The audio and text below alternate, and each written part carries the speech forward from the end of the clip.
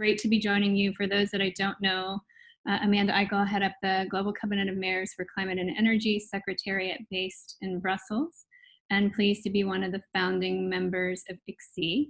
If we can go to the next slide, please. I think what's so interesting about this cross-action track is that this is really one of the things that we hoped would happen through ICSI, which is that there were these initial 4 tracks that were laid out in the Leadership Summit a year ago, or now more than that. But what has happened through the first 4 tracks is that we've identified there's a need for additional work. And that has led to the genesis of this cross-track work, which really is bringing together a couple of pieces that were missing from those first 2 action tracks into a joint action track, really trying to bring together the expertise, but also the momentum that we're building out of that track work. And so what we realized out of the finance and guidance tools and standards action tracks was that there was an opportunity to build on the gaps identified through both of them and really utilize the expertise in the ICSI coalition, but potentially also moving out of that to build a path towards a really specific solution that we think can be applicable across a greater field. So going to the next slide. What you've heard from both Andy and Savina is that there's a lack of a shared definition around sustainable and resilient infrastructure. From my own perspective, which is largely coming from city work, having worked in 2 city administrations in both Seattle and New York, and now leading and working with a number of global and also US-based city networks, and now working with ICSI, is that there is a different definition of sustainable and resilient infrastructure when you're talking to a city audience than when you're talking to an engineering audience, and when you're talking to a finance audience, and many other different stakeholder groups. And what was really interesting about us and thinking about how to bring these 2 tracks together is the opportunity to have a common definition that could be used by multiple users and at different stages in that infrastructure development pathway that Savina also laid out clearly. So what we're looking at then is a way to come up with a common definition, looking at how then to think about how that could be used, but used by all of us in the various work that we do. So going to the next slide. This is our proposed approach, and which has been developed now through this cross track, which involves members of both of the 2 action tracks and a couple of others who have joined who are specifically interested in this particular work area. And so first it was just really looking at, again, what is out there already and whether there is an existing framework that could be a starting point for defining what we were talking about when it comes to a common definition of sustainable and resilient infrastructure. The second is thinking about, now, does that already exist, or do we want to adapt something to our particular situation as ICSI, and looking at also how to bring in other experiences and expertise. 3, it's a validation or engagement with the ICSI membership to, 1, just confirm that we are tackling this in the right way, that the proposed approach really makes sense to everybody, both in terms of the process, but also the outcome and ultimate deliverables. And that's really where we are right now, and I'll come back to that, but we're in this stage 3.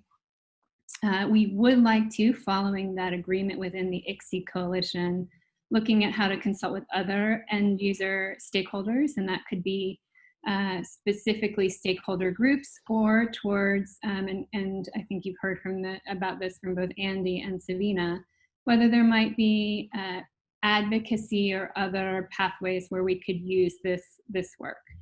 And finally, it is actually to bring forward a specific proposal or solution that could be used by end use implementers. So going to the next slide. And this is the process now by which we have been working to develop a solution. So this first step, again, is just defining those guiding principles. So this is really the what. What are we trying to define? What is sustainable and resilient infrastructure? But understanding that we all are thinking about this in slightly different ways, can we come to a common what? But understanding that we have different ways of using that what. So that gets into the next step, which is really at what points or when during the project development life cycle could this definition be used. It will be used in different ways depending on where we are in that project development life cycle or infrastructure, but fundamentally, could we come up with a common what in order to help to facilitate communication across these different stakeholder groups who are all looking to have the same sort of final endpoint, but to date have not always been able to use the same language or taxonomy. The third stage, which is really where this track has focused a lot of its time, is thinking about the use cases. So who is going to be communicating about the definition and at which points in the project development lifecycle and to what end? So how can we think about having those same guiding principles, but different ways of using that depending on who you are and what you're trying to influence in terms of the final outcome. And then ultimately the guidance and criteria and indicators are the how. So ultimately, how do we use this? How do we actually ultimately have a result, which is what Gonzalo and Nigel were talking about, which is hopefully at the end of the day, resilient and climate safe infrastructure. So going to the next slide.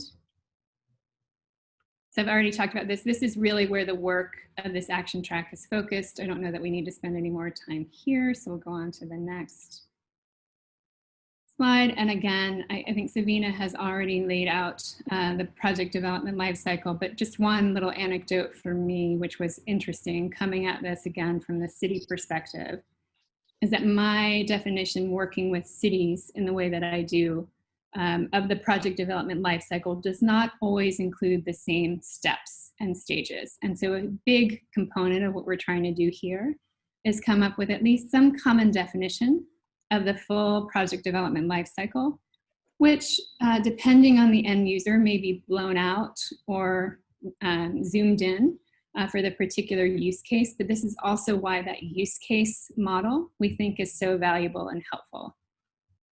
So going to the next slide. And this is really where, again, we're spending the most amount of our time. So who is the user? Is it a city official? Is it an engineer? Is it an investor? Is it a national government that is thinking about how to incorporate sustainable and resilient infrastructure into their recovery or to their climate action plan or into their nationally determined contribution? What are we trying to accomplish depending on who is the user? What are the benefits that we are trying to achieve? And I think that's where we come back to the hopefully having a common definition of what we're all trying to achieve through that outcome through ICSI and why this coalition is so interesting and exciting from the city perspective. And then there may be some very specific recommendations that we may want to take as individual user groups about how to use this piece of work towards our specific constituency. I have thoughts about what that might look like from the city perspective.